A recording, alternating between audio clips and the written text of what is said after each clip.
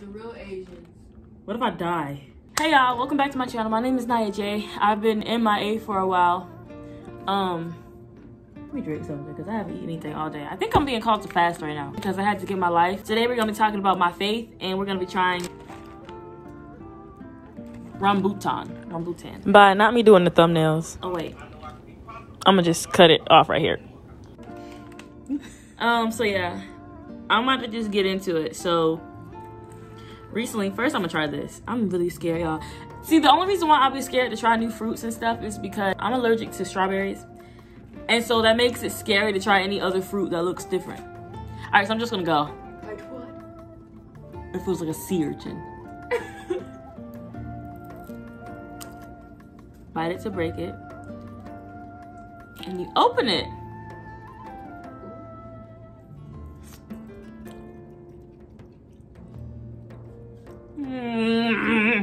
I give it an 8 out of 10. Recently, y'all, I have been thinking about converting to Islam. I don't know why.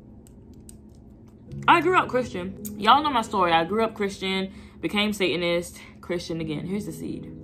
So it's real. You don't gotta worry about that. It's not man-made or GMOs and stuff. But recently, like everywhere I go, God is telling me put a scarf on. I'm like, okay. Like I like my scarf. I have a friend.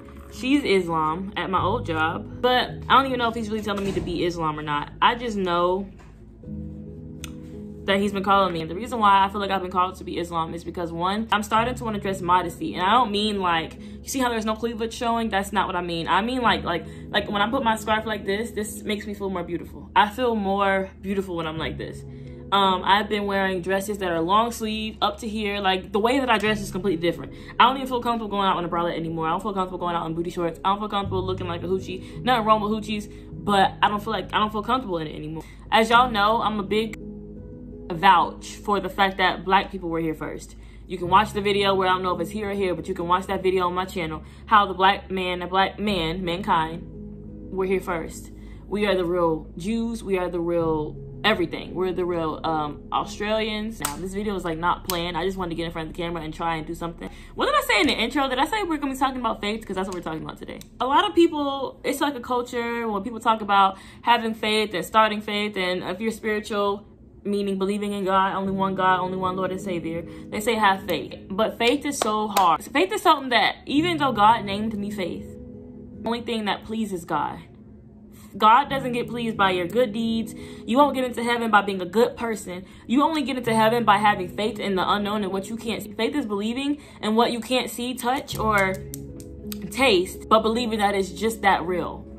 Y'all, I don't like the fruit. Other spiritual practices and other spiritualities have stolen this idea. They have stolen faith from Christians.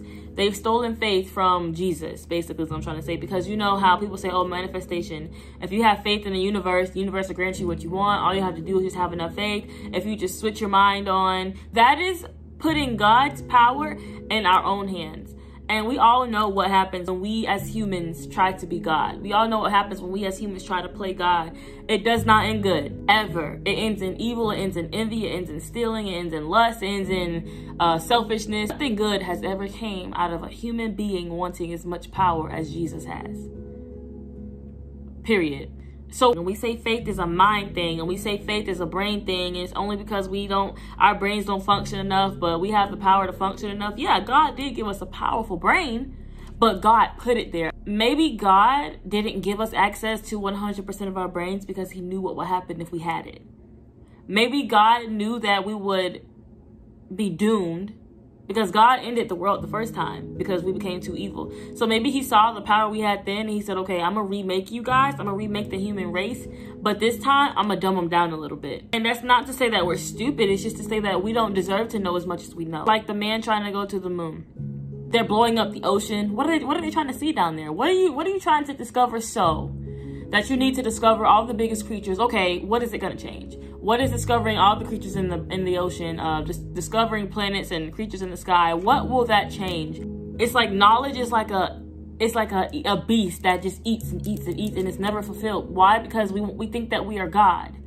And only God knows everything. God is omniscient, meaning all knowing. God knows everything. He knows everything you're going to do before you do it. He knows everything they're going to do before they do it. He knows everything. He knows when you're going to die. He knows when you're going to be born. Our brains don't have the capacity to know that. Our brains don't have the capacity to hold that. If we knew as much as God knew, we would blow up and explode. But you really want to know every deepest, darkest secret of everybody around you. I don't even want to know my sister's deepest, darkest secrets. I don't even want to know my cousins or my mom's. What do you think it would do to you to know the whole world's deepest, darkest secrets? Could you handle that? Could you hold that and add it to God and only God and give it back to Jesus where it came from? We learn and realize that God doesn't expect much. God only expects a mustard seed size faith. We love to talk about planting seeds and planting your faith. Planting this seed and so this seed will grow. Plant this seed so this seed will grow. We don't talk about the mustard seed. We don't talk about how small the mustard seed is. We don't talk about how planting a seed does not have to be just a huge seed that's going to grow into a huge tree. But God only wants a mustard seed size seed. Could turn into a big, huge tree in the jungle. And that big, huge tree in the jungle can plant hundreds of more trees. But it's only because I took the steps to plant this small seed.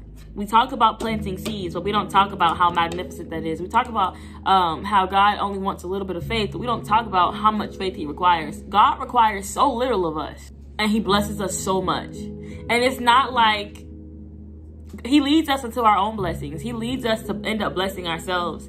We can either bless ourselves or curse ourselves. He gave us a tongue to speak. The tongue has the power of life and death. We can curse ourselves and bring death, or we can bless ourselves and bring life. He gave us that power. But the only way you have the knowledge of that, the only way you know how to not curse yourself, the only way you know how to bless yourself is if you got it through God. You can't get these things through the universe. You can't get these things through stars. You can't get these things through crystals. I don't care what kind of powers they have. I don't care what kind of energy these things have. I don't care what kind of meaning and significance these things have. These things did not create themselves, just like we didn't create ourselves. So it does not matter how much power we think we have as humans. We were created by something. We have a creator. It doesn't matter how much power we think crystals have. They were created by a creator. Let me turn this around because it's trying to stab me. And I'm not about to have a suicide on my... Oops, excuse me. I'll bleep that out. I'm not about to have a death on my channel. Because I'm about to... Okay, let me just flip. My pastor said yesterday at my church, he said, it's a difference between hearing God and listening to God. And faith is when we take that step to listen. You can hear what your mama says to you. You can hear when your mama say clean your room. But if you keep your room clean for the next 3 weeks, did you listen to her? You can hear when God says, hey, go on a fast. But if you're still eating cereals and Fruit Loops and fried chicken, did you listen to him? It's a difference between listening and hearing. One of them is doing nothing, and one of them takes action. Faith takes action. Faith without works is dead. Faith takes action. You can't say you have faith if you've not taken action behind the faith. Now, you can say you believe. Believing doesn't take nothing. Believing takes you to sit on your butt and watch YouTube all day. That's what believing means. You can believe God is real. You can believe what God tells you. You can believe your room needs to be clean. You can believe you're hurting your partner. But when you take action, that's when believing turns into faith. That's when saying, oh, I believe you turns into, okay, I understand and I'm going to change. That's the difference between saying, okay, my room is dirty. You're right, I believe you. And saying, let me get up and clean it. And clean my room because I see that it's dirty and I want to change that. Faith changes things. If you have more faith, you see more results. If you have more faith, you plant more seeds. If you plant more seeds, you see more plants. You see more plants, you see more abundance. You see more abundance, you see more wealth. But you can't have wealth if you don't take the first step and have faith. And faith takes action. That's the reason why God says faith without works is dead. With a T. Dead. I have not been able to eat recently. Like, I haven't been able to eat. Like, I wake up and I'm not hungry. I think God just wants me to fast from food. So I'm going to do that.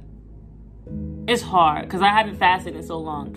And you want to know why? It's because I lost my faith. I haven't fasted in so long because I felt like God was calling and expecting too much from me to fast from food. I felt like God asking me to fast was a slap in my face because, oh, I always fast, God.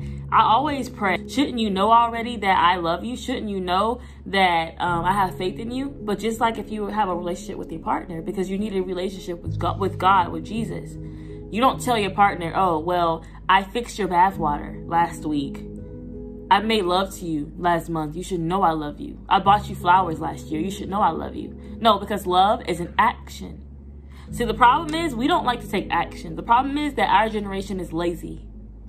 We don't like to get up and do. We love to say, talk the talk, but we don't like to walk the walk. We don't like to get up and put action behind how we feel. Like me, I have hundreds of ideas in my notes. Hundreds of ideas that I have yet to implement. Why? Because I'm too lazy to get up and put action with my faith, to put action behind my ideas.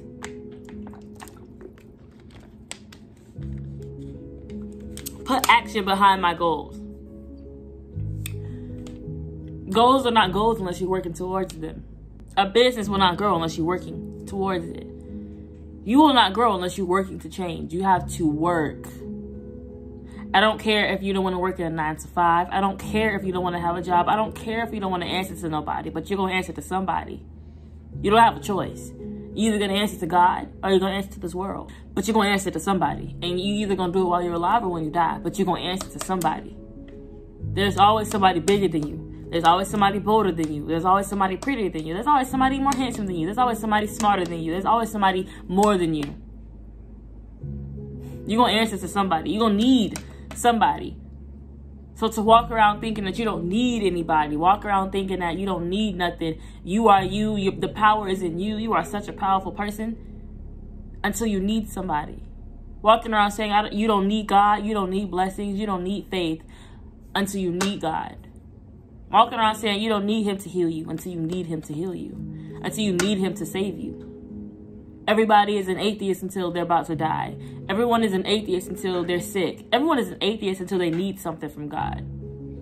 It's not that you don't believe that God is there. You don't want to do the work for God to show up for you. Let me repeat that because y'all missed it. It's not that God is not there. It's not that you don't believe that God is not there. It's just that you don't have enough faith to put action behind what you want God to do in order for God to show up in your life. God will not show up unless you are putting work behind that work. God is not going to show up for you unless you are moving. But y'all don't want to move because we are lazy. We don't want to move because we're stagnant. We don't want to move because we're comfortable. But your comfortability will kill you. Your complacency will kill you. Your ignorance and your stubbornness will kill you. God says that in the Bible. I can't really find it because I'm not really that deep into the Bible like that. But God says that your laziness and your stubbornness will kill you. God is not a genie in the bottle. He's not somebody you can just rub on and say, hey, I need you again. You want God to give to you, but what are you giving? What are you sacrificing? Don't you sacrifice for them spells? Don't you sacrifice for that witchcraft? Don't you sacrifice for that voodoo? Don't you sacrifice for those crystals? Don't you sacrifice for your ancestors? But you can't sacrifice for God. You can't sacrifice for Jesus. You can't sacrifice yourself for Jesus. You can sacrifice everything else. You can sacrifice your mental health, your well-being for a twin flame, but you can't sacrifice yourself for Jesus and God. That's too much. That's asking too much for you. All he's asking you is to sacrifice, and at the end of that sacrifice, he's promising you something. See, God has promises that he keeps, but you can sacrifice for empty ones. How does that work? It doesn't. And look, neither do you. Neither do you. That's why you're not where you're at in life. That's why you're not where you want to be in life. This goes for me too. You will never get anywhere without working. So this idea of, oh, I never want to work a day in my life, well, you gonna work. You want to stop an addiction, you gonna work. You want to grow your YouTube channel, you gonna work. You want to grow your business, you gonna work. You want your money to work for you, or you gonna work. You can't get nothing in life without working. I'm changing the perspective of that. That doesn't mean you have to work for somebody, for a human, but you gonna work, even if it's for yourself, you gonna work. Let that sink in. Even if it's for yourself, even if it's for your well-being, even if it's for your health, even if it's for you to grow into a better person, you gonna work. Or not. You can just do what I've been doing, laying in my bed, not doing nothing. Not doing nothing to better yourself. Not doing nothing to get better. Not doing nothing to see results. Even if you want your summer body, you're gonna work. Even if you don't want to work out and you want a BBL, you need the money to get the BBL. So where do you get the money from? Are you gonna work? Even if you had your business and your business money paid for it, how did you build that business? Because you had to work. You got to work for everything that you want in this life. And working means that you have faith because you're working on something that you cannot see yet. You're working on a dream body that you don't see yet. But you have enough faith to know that if you keep working, you're going to get the body you want. You're working on a business that you do not see the fruits from yet. But you know that if you keep working, your money is going to work for you in your sleep. You're working on a faith. You're working on a dream. You're working on a channel. You're working on a wife. You're working on a husband. You're working on a relationship. You're working on a job that you don't see the fruits from yet. But you know that if you keep working, you will see the fruit and reap the benefits from it. No matter in what aspect and area of your life, you're going to work. And I had to come to that realization. Faith without works is dead. You can believe somebody's going to change. You can believe you're going to change, but you ain't going to change unless you get up and change. You're never going to change unless you get up and change. You're never going to see abs unless you get up and work them out. You're not going to have a fat booty unless you get up and work it out. Change is inevitable, and life becomes miserable when we fight against. But pain happens when we try to fight change. We fight against the inevitable. We fight against the duh. It's gonna happen. Why are you fighting something that's natural? Why are you fighting something that's gonna help you? Why are you fighting something that's gonna benefit you? I want you to look at yourself in the mirror. Put your hand here. I'm holding your face. I want you to look at yourself in the mirror. I'm gonna look at me, you look at you. Go to the mirror. I want you to realize who you are. I want you to realize the gifts that God put inside of you. I want you to realize the person God made you to be, the person God grew you to be, the person God formed you to be. Every single trial and tribulation that you have been through in your life, I want you to realize that it was for a reason. I want you to realize that God loves you. I want you to realize that God wants you to grow. He wants you to be successful. But that success ain't coming unless you put work behind that faith. Put some work behind that belief and turn it into faith. Put some work behind that belief and turn it into faith. Take what's up here and bring it to life by putting work behind it. That's what I want you to remember. And if you need to replay that part, replay it. If you need to relook at that part, relook at it. But faith without works is dead. And you don't want to die. You don't want to die where you are. What do you want to tell your grandkids? What do you want to tell them you did? And what do you want to tell them you accomplished? Or do you want to tell them I laid there and I was too afraid to act on my dreams? I was too afraid to see where it got me. And what if you don't make it? What if that's not the avenue God wants for you? But what if it is?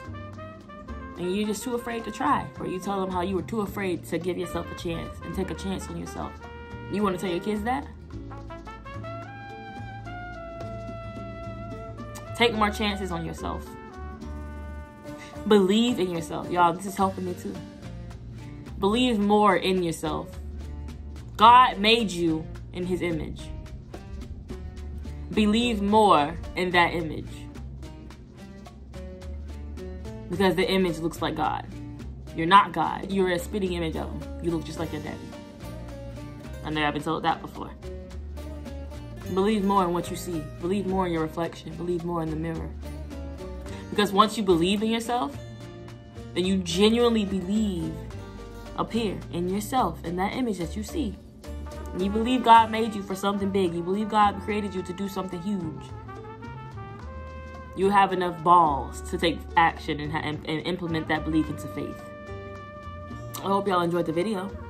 I love you so much. If nobody tells you, I'll be your auntie. I'll be your big sister. I'll be your best friend. But don't put me before God. Do not idolize me. Don't idolize me. Don't make me an idol, please. Because I'm a person and I mess up too. And I give really good advice, but I mess up too. I'm teaching you things that I know and that I have learned.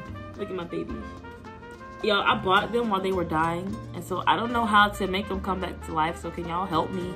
Like, tell me what to do to revive my plants before they got, like, die. I don't want them to die. I'm gonna speak life to my plants. That's what I'm gonna do. We're gonna see what happens after that. See, this one is like leaning to the side. Anyways, I love you guys. Make sure you guys follow me on all my socials. It looks like spit, but it's okay. I'm just making sure. That's gross. No, I did not finish this fruit. No, it will not be going to waste. I will give it to somebody because somebody gonna eat it. Somebody gonna like it. Comment down some more tropical fruits you want me to try. Comment some fruits that you want me to like try. Yeah. I might like them, might not. I didn't die from this one, so it gave me the balls to try again. If you don't fail the first time, it'll give you faith to try again. And if you don't succeed, push yourself up and try again. Regardless, you need to try again, because regardless why, you need to work. Okay, bye, lovelies. Educate so that we don't generate more lost generations. Love and light.